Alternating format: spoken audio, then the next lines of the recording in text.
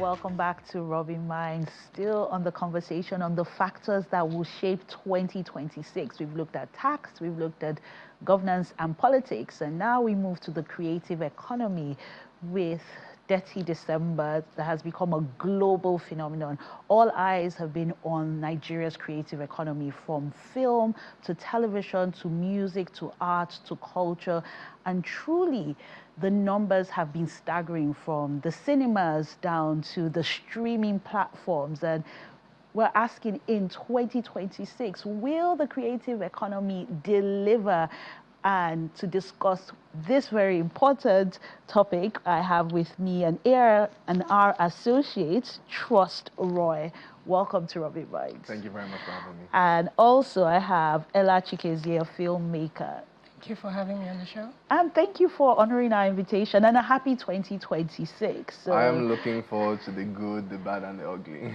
well, with the shine, I'm like, are you still in Dirty December? Because so are we not supposed to be in the clean January, or you're still, channeling? Like this, so I can't complain. Okay. Yeah, I can attest to that. Okay. And you look fabulous, by the way. Thank you. So, the creative economy, I just look at that, our baby that has now become this huge phenomenon that has taken the world by storm. And people are asking, like, yes, these numbers at the box office, on the streaming platforms, do they really translate into jobs? Does the creative economy have what it takes to truly change the fortunes of this country, the way we've seen in Hollywood, or the way we've seen, say, the music industry in America, for example? I'll start with you, Ella. Well, thank you for that question. I believe that the creative economy has the power, to create sustainable jobs. In terms of skill, like we've seen a lot of in the music sector. Troy works in the music sector, so he can attest to that. We've seen Afrobeats like go global and all of that. And I think that the next stage, like, is Nollywood. Even though, yes, we've had some challenges that's kind of like kept us, we're still trying to find our feet, but I feel like compared to where we were and where we are heading, like there's hope for us to scale up and get like more sustainable work opportunities for people that work within the film value chain and the creative economy at large. Yeah. Oh, just like Ella has rightly said, I definitely agree that the creative economy is creating jobs. And like my mentor would always say, when one artist is mildly successful, the artist creates jobs for multiple people. He has to hire a lawyer, he has to hire a manager, he or she has to hire a creative director. When you're beginning to do music videos, you have to hire more creatives to work with you, and that's for a mildly successful artist. I think of the jobs that people like Burna Boy or David or Wiz, have created by being global phenomenons, like they are now. So yes, it is creating job opportunities. Looking forward to seeing more things happening in film. And I mean, when you even think about it, on film sets, you have runners. There are lots of people that make that 1 hour, 30 minutes film, look like what it looks like on screen. A lot of jobs, there are lots of people working behind the scene. But we know that in 2026, more of those films, would have more people create more films. I'm more excited for the fact that, the creative economy is a little bit more decentralized. So I can sit down in the corner of my house and say, oh, I want to start an event IP today. And that means I need to hire a graphic designer to create my artwork. I need to hire DJs. So, like, 2026 will be an amazing year for the creative industry. I hear you, and Afrobeats has taken the world by storm. But when you look back at December, we were a bit disappointed, shocked, surprised, where we're expecting sold out, and that didn't necessarily translate.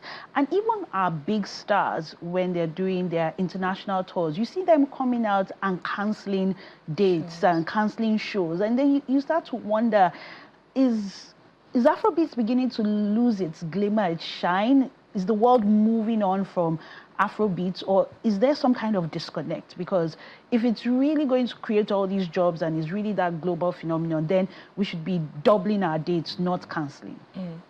Well, Afrobeats is doing this thing. Nigerians are just poor, unfortunately. That's the truth. But the international audience, I mean, you have some of these stars canceling some of their dates in the US, for example? Well, show tickets are getting more expensive, and when you look at ticket price as opposed to experience, a lot of Afrobeat stars don't measure up.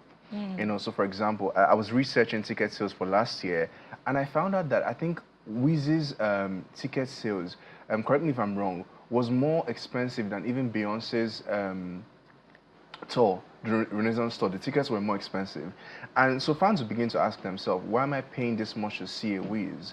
You know, and he will not give me vocal experience. He will not give me perhaps all the theatrics, you know, that they are used to on their own side of things. I mean, obviously they will get the vibe that this is very peculiar to Nigerians and how we do our So things. do you see things changing in 2026? Do you see some of those mistakes being corrected? Do you see, like, what are your projections for Afrobeats in 2026? I think the artists are learning on the job. I mean, I just saw Ashake's Red Bull Symphony, concert, and it was amazing. Adekunle Gold just had a concert at the National Theatre in December, and it was fantastic. So these artists are learning. They are beginning to bring the international standards, you know, to Nigeria, and even beginning to produce shows that are on that level, you know, to match up to what is globally acceptable. So yes, we're expecting some more phenomenal shows in 2026. Yeah, I think that's crossed because, yes. I mean, we love to see our artists. And I'll move to you, Ella, when it comes to film. I mean, look at what's happening in Nollywood. Yeah. You know, crossing the 1 billion mark with behind the scenes. Funke Akindele has definitely, like, nailed the formula. And then you see other filmmakers, like you have Ovasabi Auntie with the likes of Toyin Abraham. And you're seeing, like, the cinema. Do you think that cinema will regain its dominance in 2026? Or should the whole be, like, we get stronger streaming platforms that are locally owned? Where are your projections going for this industry? So I think that it's going to be a mix of both. Like, we have cinema gain traction, like in terms of numbers. Of course, we know that Nollywood, like, it's one of the biggest producers of films in the world. So yes, more people are still producing. But when you look at cinema, the issues are still there. You mentioned Auntie Funke, and she's made her mark and all of that. But there are still more producers like myself, you know, still up and coming. I would like to make cinema, but at this stage of my career, do I want to really make cinema when I have, like, you know, an Auntie Funke, like, who's hacked it, you know? So I feel like yes, there will be more productions, like cinema production, but I feel like we also need locally owned, you know, streaming platform with the exit of the giants, you know. So yeah, my projection is that while we have cinemas, but I think that more and more platforms will still come out, like we're seeing that happened last year. Yeah, that's my projection. Ella, I want you to answer very honestly the dilemma you face as a creative, as a filmmaker. On the one hand, you want to make your money back, but you also want to do work that will stand the test of time. So how do you do the math so that the math is mathing? So are you sacrificing on quality because it's going on a YouTube? And you're like, look, cinema, I can't. So whatever you people get on YouTube, just help me manage them because Netflix is not giving us money. Amazon has gone. Okay, so as a creative and someone who works in the film space, for me, whatever I like to do, I like to show up and show up, like show out, like up and out. So for me, sacrificing quality is never in the books for me. And I feel like quality can be attained, you know, regardless of funding.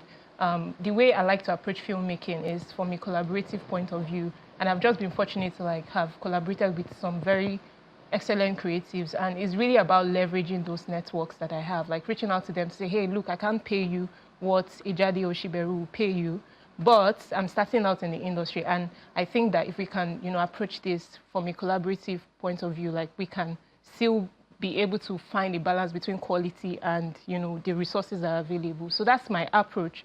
Like with my short film, In Her Shoes, I got a grant from Ford Foundation and Tricon Productions, and I was able to, like, it was a very micro grant, but when you watch this film, you could actually tell that the money that was spent, you know, is more than what, you know, we're giving.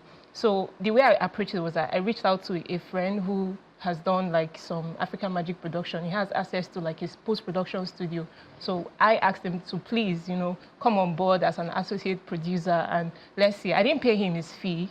But because he was willing to, and he knew the value I was bringing, he was willing to like meet me halfway. So that's how I would approach it. So that collaboration over competition. I love that, and I think it's something that the entire creative ecosystem can learn from. So I'll move to you, Trust. Now let's look holistically. I know we've focused this conversation mainly on music and film, but there's still other aspects like comedy. You also have like the arts, the culture, the festivals. In your projections for 2026, which ones do you think will really do well, and which ones that haven't done so well? What needs to be done so that they too are performing at that level? Well, in 2026, I think we're going to see more streamers. And when I mean streamers, it's not streaming on Netflix or Prime Video. There's a bunch of guys streaming on the internet via Twitch, via TikTok, via Bigo Live.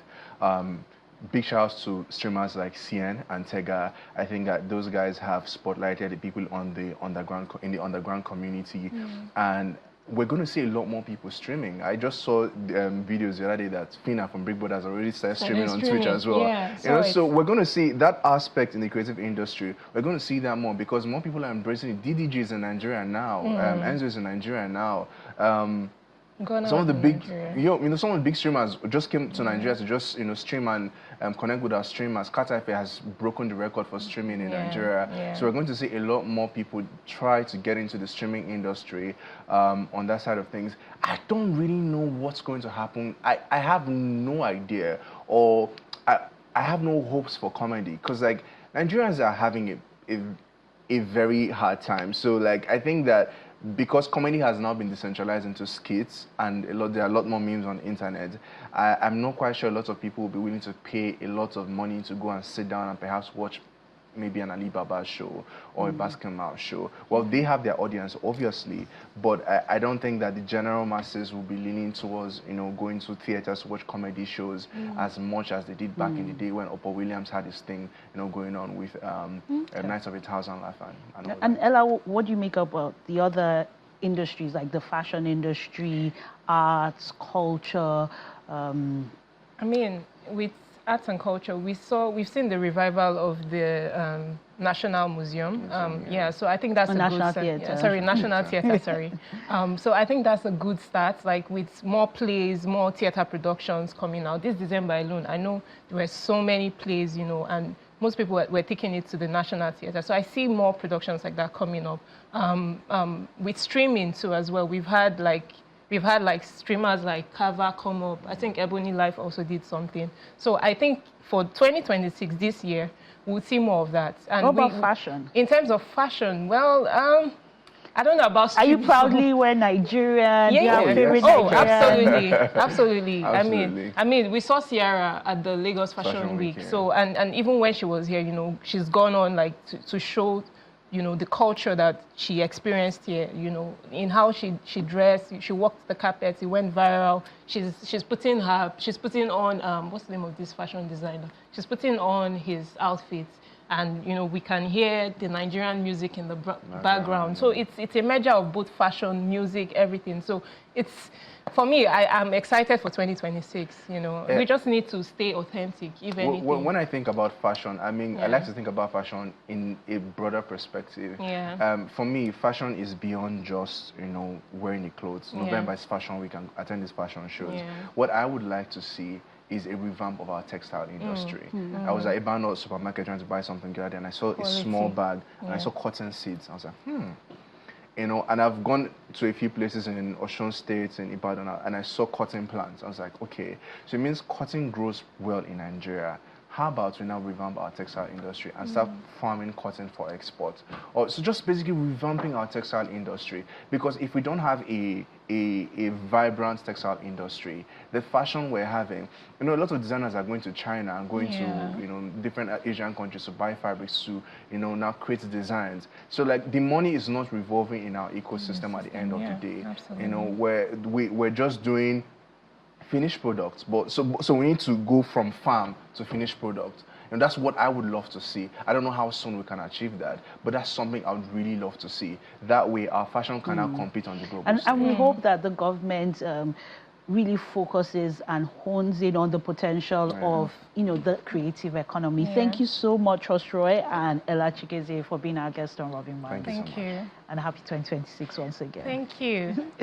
And this is where we wrap the show. Remember, you can follow the conversation online using the hashtag Robin Minds. My name is Isabella Adediji. Do enjoy the rest of your afternoon. And again, happy 2026.